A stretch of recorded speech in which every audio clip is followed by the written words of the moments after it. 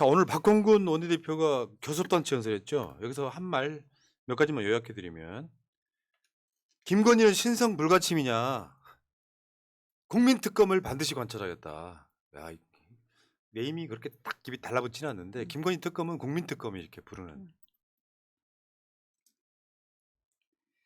당연한 거죠.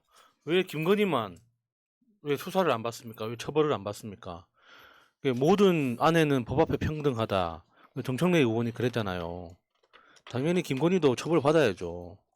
그리고 그게 뭐 증거가 없는 것도 아니고 증인이 없는 것도 아니고 다 있는데 왜 김건희만 처벌을 안 받습니까? 그리고 하물며 이상민 탄핵에 대해서 부정적인 입장을 보였던 그 여론조사에서도 김건희 특검만은 66% 동의하지 않았습니까? 지금 국민이 원하고 있으니까 당연히 김건희 도이치모터스 주가 조작 특검은 가야죠. 예, 지금 그 부분에서 이제 아직 정의될 깐 시간 아니에요. 좀만 참으시고. 지금 그거 하나 나왔었죠. 김건희 이번에 대통령실이 엄청 막 뭐 도이치모터스 주가 조작 요거 뭐 김건희가 안 나온 것처럼 쩐주는 무대받았다 했지만 거기에 또 등장을 합니다. 김건희 자체가 그 판결문에 등장을 한대요. 계좌, 김건희 계좌가 이용된 네. 거 있잖아요. 그러니까 1차 작전, 2차 작전 거쳐서 양쪽 다 계좌가 사용된 유일한 2명이 있는데 그 중에 한 명이 김건희다라고 판결문에도 명백하게 나오죠. 근데 이 정도 나왔으면 이제 무슨 뭐 이재명 방탄이니 뭐니 이런 말에 너무 흔들리지 말고 오늘 박홍근 대표가 이야기한 게 정말 잘했다고 생각합니다. 이렇게 세게 나가야 돼요. 39분간 윤석열 39번 직격한 박홍근 최악의 무능 정권 이런 타이틀이 쫙쫙 나와줘야 이재명 아무 문제 없네. 그렇지. 김건희가 문제네. 지금 그 동네에 보시면은 김건희를 수사하라 현수막 다 붙어 있는 거 보셨을 거예요. 이런 민주당의 스탠스가 중요하다고 생각합니다. 아, 그러고 보니까 그 우리 동네에도 우리 김병기 의원이 붙여놓은 현수막이 있더라고요. 이거 제가 보여드리도록 하고 어쨌건 39분간 윤석열을 39번 직격한 박홍근. 아, 훌륭해. 1분에 한 번씩 때렸다는 그렇죠. 거죠. 근데 지금 그 윤석열 정부의 이 대통령실의 분위기 자체가 국회에 대해서 어떤 권위, 어떤 존재감 이런 것에 대해서 아무런 인식이 없는 것 같아요. 그러니까 국회 야당의 원내대표가 국회 연설에서 저렇게 강하게 이야기를 하면 굉장히 좀 심각한 거거든요, 정치적으로는. 그런데 언론의 태도도 봐도 그렇고 대통령실의 어떤 무반응이나 이런 것들 봐도 그렇고, 그러니까 너는 떠들어라 이런 거예요. 그냥 김건희가 평소 보여주는 거 있잖아요. 그래서 니들이 어쩔 건데 계속 이런 태도를 보이는 것 같아가지고 진짜 화가 나요. 이것들을 어떻게 해야 될지 모르겠네, 진짜. 어떻게 찢어버릴 수도 없고, 진짜. 그러니까 그 박홍근 교섭단체 그 대표 연설을 제가 계속 청취하면서 그 39분 동안 어떤 생각을 했냐면, 야, 진짜 윤석열이 1년도 안 되는 기간 동안 나라를 이렇게까지 말아먹었구나라는 게 딱 이게 스토리가 되더라고요. 그래서 너무 속상했습니다. 그래서 오늘 정말 박홍근 네. 의원 되게 칭찬해 줄 만한 것 같아요. 근데 오늘은 최고위원 회의를 못 보셨죠? 비공개로만 했습니다. 어제도 최고위원회를 했어요. 오늘 10시에 박홍근 원내대표가 교섭단 연설을 하기 때문에 시간이 겹치잖아요. 그 최고위원회 공개 회의가 없었던 거고요. 주말에 조정식 사무총장이 기자간담회 하는 거 보셨죠? 여기 이제 그런 내용 나옵니다. 구속영장 청구 요건이 돼야 되는데 이재명 대표에 대해서 구속영장 청구를 하겠다는 보도가 계속 나왔잖아요. 구속영장 청구한다. 검찰이 영장 청구한다는 건 정말 막가자는 것이다. 왜냐하면 일단 증거도 없는 사건인데다가 국회에서 부결될 걸 알면서도 굳이 정치 영장 청구 쇼를 한다는 거예요. 우리가 느끼잖아요. 이재명 대표가 검찰에 3번이나 나간 이유가 있을 거 아니야. 안 안 나가면 영장 친다고. 구속영장 친다. 그러니까 구속영장 치는 명분 하나를 줄여준 거예요. 그렇게 나가서 진술서로 가름한다 했더니 진술 거부라고 또 영장 친다. 그럼 뭐요? 나가든 안 나가든 영장 치는 거였잖아.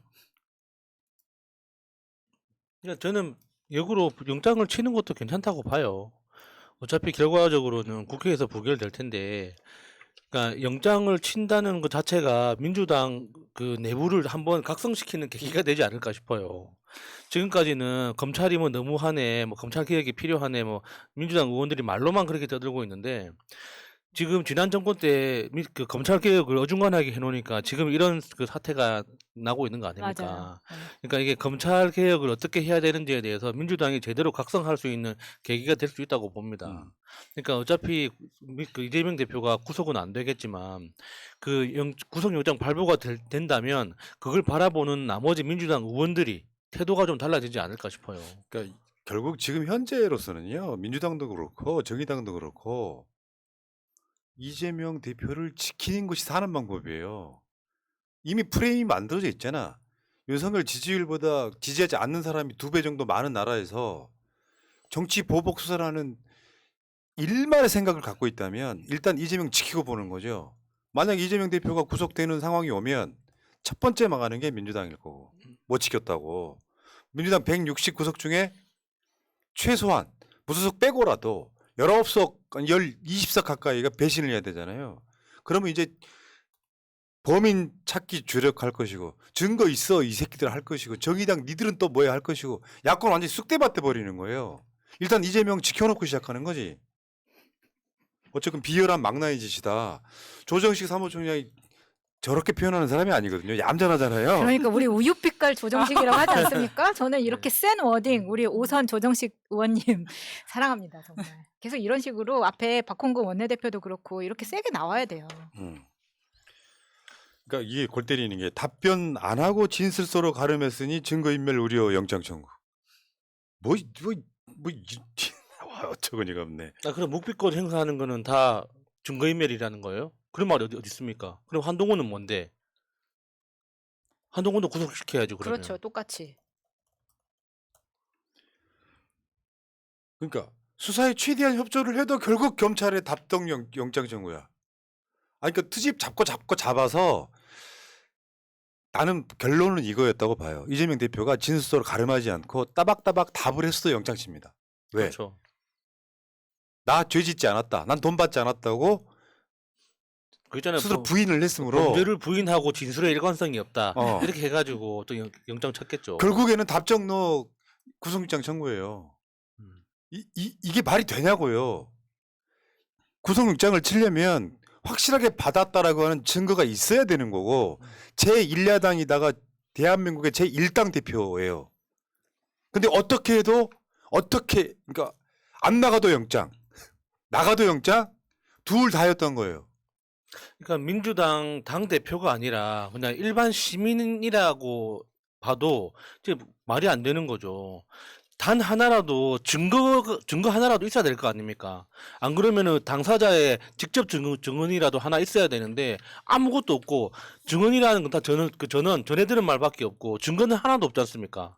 이런 상황에서 어떻게 구속을 하냐고요. 아니 증거가 차고 넘치는 김건희는 수사조차 하지 않으면서 이게 진짜 이래서 편파적이라고 하는 겁니다. 그러니까 지금 검찰이 악랄한 이유가 증거도 없고 받지 않았으니까. 그리고 죄 없는 이재명 대표를 괴롭히기 위해서 흠집내기 위해서 금요일 날 출석해서 조사받은 다음에 조선일보 기사로 제일 먼저 나온 게 뭐냐면 주중 내 뭐 영장 청구할 때 이게 가장 먼저 나왔거든요. 그러니까 얘네들이 완전히 검찰과 언론이 이재명 대표 괴롭히기 아주 엉망진창 만들기 위해서 좀 최선을 다하고 있는 게 느껴지죠. 그러니까 진술서로 가름 안 하고 따박따박 거기에 답변을 했어도 영장 청구했을 거란 말이죠. 나는 안 했다고 부인함으로. 얘네들 그렇잖아요. 범행을 부인하면 밖에 나가서 증거인멸의 우려가 있다. 지금 그 검찰의 구속 필요성 이유에 보면 그거 있어요. 앞에다 거창하게 붙여요. 지방자치단체의 토착 비리 성격을 띈 점. 미치겠다 진짜. 에라이 양아치 새끼들아. 그리고 진술서로 가름한다는 답변을 반복한 것을 두고 증거인멸 가능성을 높게 보고 있다. 어차피 얘네들 영장 칠 거였어요. 최대한 이재명 대표는 검찰 수사에 협조 안 한다는 이미지를 안 주려고 서로 수싸움 한 건데 결국 영장 칠 거였다고. 치라 그래. 농담하는 게 아니라 좀 치는 게 나쁘다고 생각하지 않아요. 치고 기각시키고 이 과정으로 갈 수밖에 없다고 생각해요. 현실적으로. 그래서 이미 언론에서는 그 국회에서 체포동의안 부결됐을 경우에 기사도 미리 다 써놨을 거라고 생각합니다. 음. 네. 근데 재밌는 게요. 지금 정진상 재판에서 나온 이야기인데 공소시효 지났다는 거야 또. 근데 일리가 있더라고. 공소시효 지났다고 하는 그 부분에. 자료 한번 보여주세요 지금. 부패방지법 위반 관련 판례가 있는데요. 2016년 2006년. 2006년 11월 달에 업무 처리 중 비밀을 알게 된 공직자가 낮은 시세로 매수하였다면 이는 업무 처리 중 알게 된 비밀을 이용하여 재물을 취득한 행위. 그 물건을 매수한 때에 범죄가 성립한다. 뭐 이런 건데. 내부 비밀. 성남시의 내부 비밀을 알아서 화천대유 등이 돈을 벌었다라고 하는 거 맥락이 같은데 내부 비밀로 이익을 챙긴 시점을 살펴서 공소시효가 지났는지 한번 보자. 그러니까 지금 주장은 공소시효 지난 거다. 지금 현실적으로. 물론 뭐 검찰의 반론도 있긴 합니다. 시작된 점이냐, 뭐 끝난 점이냐? 끝난 점이냐 이렇게 이야기를 하는데. 그러니까 우리가 할 수 있는 대응으로선 다 준비를 해놔야겠죠. 네. 아무튼 상황이 이렇고요. 마지막 하나 보자면 사업자 선정이 2013년 12월이고 최종 이익 정산한 게 2018년 뭐 1월이고 검찰이 기소한 게 2022년이고 요 논란들이 또 있는 거예요. 근데 정진상 전 정무실장 측 변호인들의 이야기가 또 맞아 보면 근데 그렇게 변호인들 말이 맞을수록 법원에서는 안 들어주잖아요. 그러니까 저는 별로 기대는 안 하는데 네. 이런 측면도 있더라. 지금 김건희 주가 조작도 공소시효를 똑같은 바라보는 거죠. 시점이 포괄 일제냐 아니냐 뭐 2차냐 1차냐 뭐 이렇게 나오는 것처럼 이런 측면도 있다는 거죠. 근데 우리나라는 지금 검찰이 사실상 저는 판사들 위에 있다고 봐요. 그렇죠. 그렇죠. 뭐 멱살 잡고 있다고 어, 봐야죠. 그렇다 보니까 이거는 크게 기대는 뭐 저는 하긴 좀 어렵지만 알고는 계시자 이런 얘기죠. 2020년 말경에 사실상 공소시효가 7년이 지나버렸더라. 야 이놈들 봐라. 그래놓고 또 뭐 김건희 주가 조작에 대해서는 또 다른 이야기 하고 있으니까. 알겠습니다. 자 이재명 대표에 대해서 우리가 그 윤미향 의원 건처럼 털어도 안 나온다는 건 잘 숨긴 게 아니에요. 없기 때문에 안 나오는 겁니다. 뇌물이든 뭐 배임으로 시작되는 예. 뇌물이든 뭐든 간에 받았다는 증거가 없는데 수사를 합니까? 갑자기 유동규가 받은 뇌물이 이재명이 받은 뇌물로 바뀌면서 유동규는 석방됐어요. 이익을 본 자가 누구야? 유동규. 제가 늘상 말씀드리지만 증거가 없을 때는 그 돈을 받을 만한 상황이었는지 아니었는지 정황을 봐야 되는데 지금까지 안 받았던 돈을 갑자기 돈을 받는 것도 웃기잖아요. 인생 망치려고? 이명박 박근혜 때 그렇게 탈탈 털렸던 이재명 대표가 어느 날 갑자기 불법 정치자금을 받았다고요? 실제로 또 대장동 일당들한테 받은 돈은 없어. 428억은 2025년에 준다고 했다며. 428억 받고 그냥 대선 안 나오는 게 더 깔끔하지 않나? 나 같으면 그렇게 하겠네요. 근데 그렇지 않을 사람이니까 굳이 428억을 2025년에 받아서 그거 어디다 쓰게. 그러니까 이 그 김만배 녹취록, 정영학 회계사 녹취록에도 나오지만 이 50억, 10억 이 정도 되는 돈을 준다는 것 자체가 엄청 어려운 일이에요. 그러니까 정상적인 거래가 아닌 이상 지금 대한민국은 정말 글자 그대로 IT 사회이기 때문에 모든 게 계좌이체로 합법적인 거래가 이루어지잖아요. 그러니까 불법적인 자금이 어디 누군가한테 흘러가는 것 자체가 불가능한 사회란 말이에요. 그러니까 곽상도한테 50억을 줘야 되는데 50억을 줄 수 있는 방법은 세금 50% 떼고 25억 줄 수밖에 없다. 이거 다 범죄자들끼리도 다 이해하잖아요. 그럴 수밖에 없다는 걸.